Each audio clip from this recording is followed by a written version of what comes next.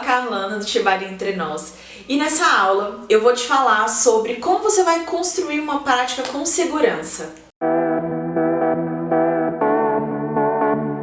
Quando a gente começa a praticar Shibari, sempre surgem várias dúvidas e a segurança é uma das coisas que a gente mais frisa dentro do Shibari. E a gente acaba falando muito sobre anatomia, sobre partes do corpo, enfim, e da prática em si, mas a gente acaba esquecendo sobre o que vem antes. E aí eu acho que uma das coisas que a gente precisa falar é sobre o consentimento.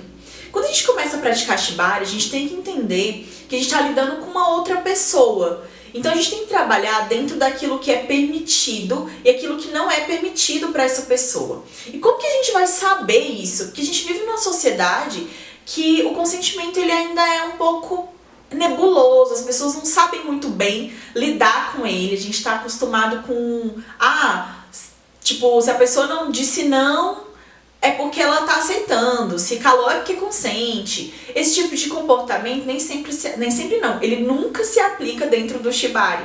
Então sempre o talvez dentro do Shibari sempre vai ser não. Então as coisas têm que estar muito claras e muito bem explicadas para a gente conseguir fazer com que a experiência de ambas as pessoas que estão ali praticando seja uma experiência legal. E aí quando a gente fala sobre consentimento, a gente esbarra em vários conceitos sociais e tudo mais. Então eu vim aqui hoje para poder falar um pouquinho sobre como você vai se comunicar com a pessoa que você vai amarrar e você que está sendo amarrado, como você vai se comunicar com a pessoa que você está amarrando. Através da comunicação é a forma que a gente vai encontrar para a gente realmente conseguir colocar os nossos limites, para a gente conseguir falar aquilo que é legal, aquilo que a gente espera e aquilo que a gente não espera dentro do Shibari.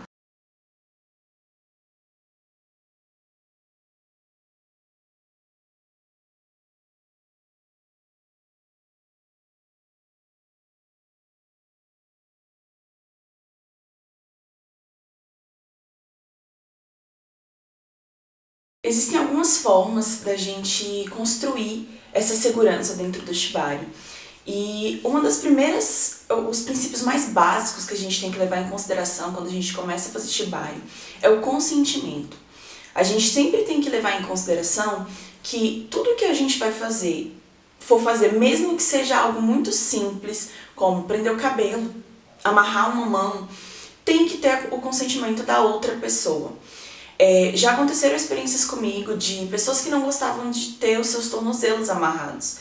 E tipo, o tornozelo é uma coisa que basicamente a gente sempre amarra. Então a gente tem que ter o hábito de conversar e de estabelecer tipo, limites assim que a gente for combinar com alguém de amarrar essa pessoa.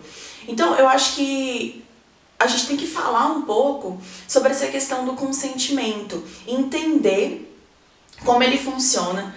Porque na nossa sociedade acaba que em muitos momentos o consentimento fica meio nebuloso e a gente vem de uma cultura onde é ensinado pra gente a questão do se não falou que não é porque pode, dependendo do não que a pessoa fala também significa sim, enfim. O consentimento é muito deturpado dentro da nossa sociedade. E dentro do Shibari, a gente tem que respeitar muito isso, porque a gente está trabalhando com o corpo de uma outra pessoa, com a sanidade mental dessa pessoa, com a sanidade física dessa pessoa. Então tudo tem que ser muito claro, muito bem explícito. Então se a pessoa não falou algo, aquilo é não. A gente já coloca dentro da caixinha do não. Se você esqueceu de perguntar alguma coisa, ou esqueceu de negociar algo, não decida fazer isso no meio do que você está fazendo ali. Porque muitas vezes a pessoa, quando ela está amarrada, ela entra num estado muito de tranquilidade, ela relaxa bastante e muitas vezes o Shibari também desperta algumas sensações e sentimentos que podem deixar essa pessoa mais vulnerável. Então naquele momento da pessoa amarrada não é o momento de perguntar nada pra ela, de perguntar se pode amarrar tal coisa, se pode amarrar o cabelo, se pode, sei lá, prender ela de cabeça pra baixo. Se isso não foi combinado antes, não é o ideal, não é recomendado que você faça esse pedido nesse momento, porque ela pode estar vulnerável e aí ela acabar respondendo que sim, só pela pressão de já estar amarrado. Então a pessoa pode falar que sim, sem querer realmente de fato falar sim. E aí esse consentimento é um consentimento viciado, deturpado pela condição que a pessoa tá ali no momento, tá? Então, um fator importantíssimo para a gente conseguir estabelecer essa boa prática ali do Shibari é a gente se comunicar. Essa comunicação prévia, a negociação, ela é muito importante dentro do Shibari. A gente precisa conseguir falar e externalizar aquilo que a gente sente, aquilo que a gente deseja e aquilo que a gente está esperando daquilo que a gente vai fazer. Não só a pessoa que está sendo amarrada, mas a pessoa que vai amarrar também precisa falar os seus limites. Porque muitas vezes as pessoas elas não estão alinhadas, as expectativas elas não estão alinhadas. E a gente no Shibari trabalha muito com expectativa, porque muitas vezes vai ser a primeira experiência da pessoa.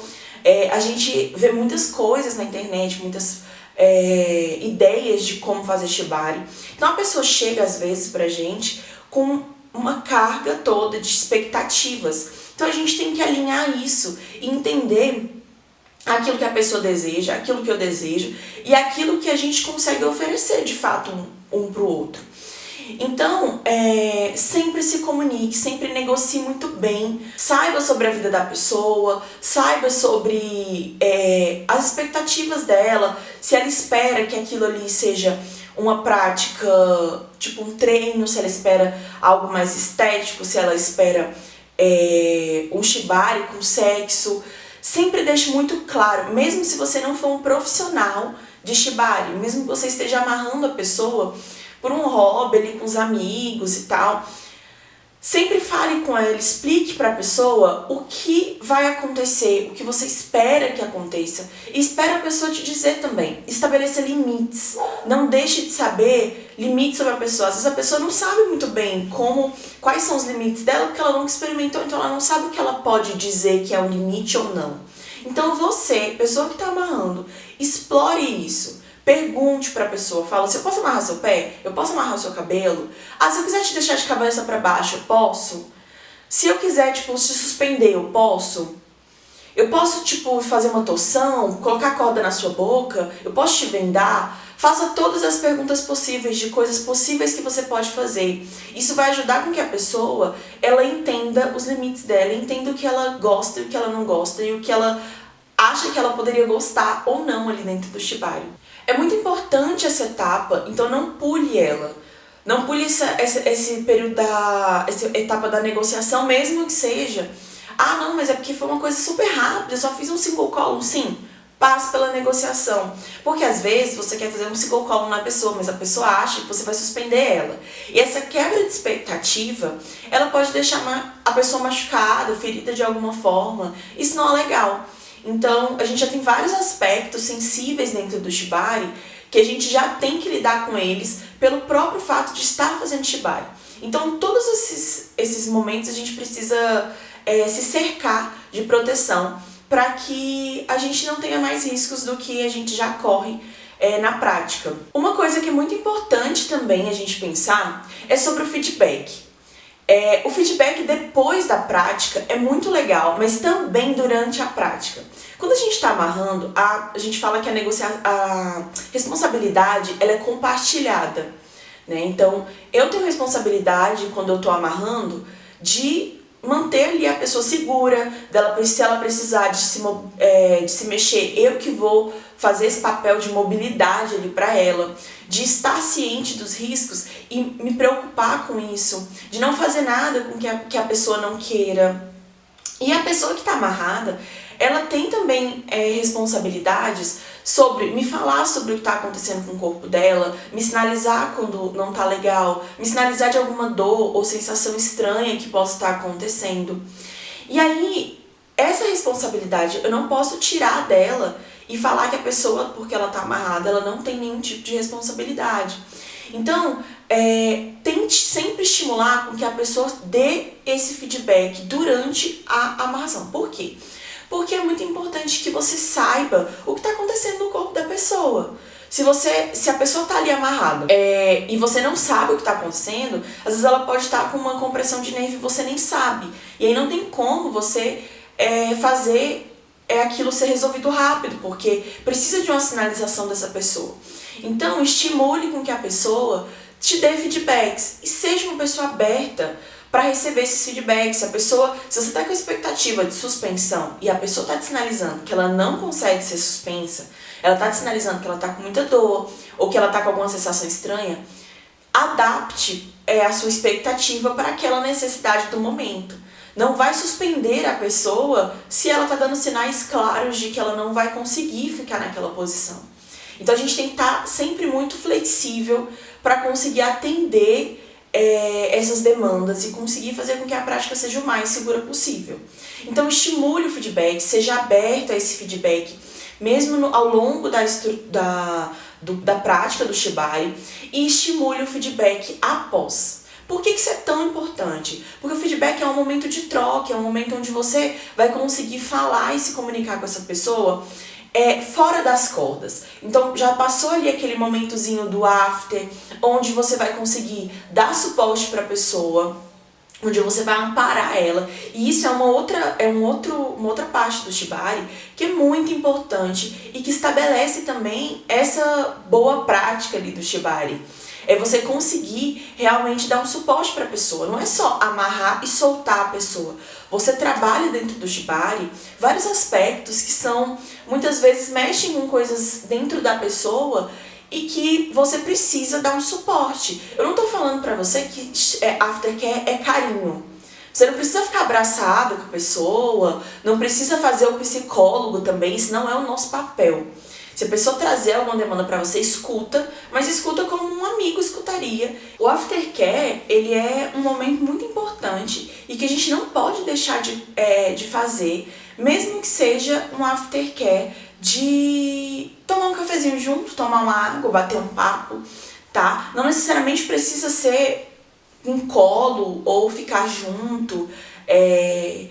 Ali, às vezes, é o time da pessoa, é você sentir o que a pessoa precisa.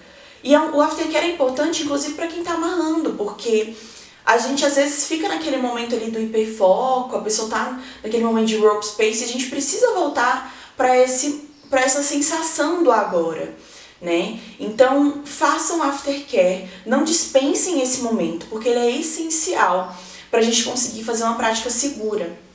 E logo após, chame a pessoa para esse momento de vamos conversar sobre o que aconteceu na sessão. Às vezes isso é meio que simultâneo, rola junto ali com o aftercare, né? Mas sempre, se isso não rolou nesse momento do aftercare, chame a pessoa para dar um feedback.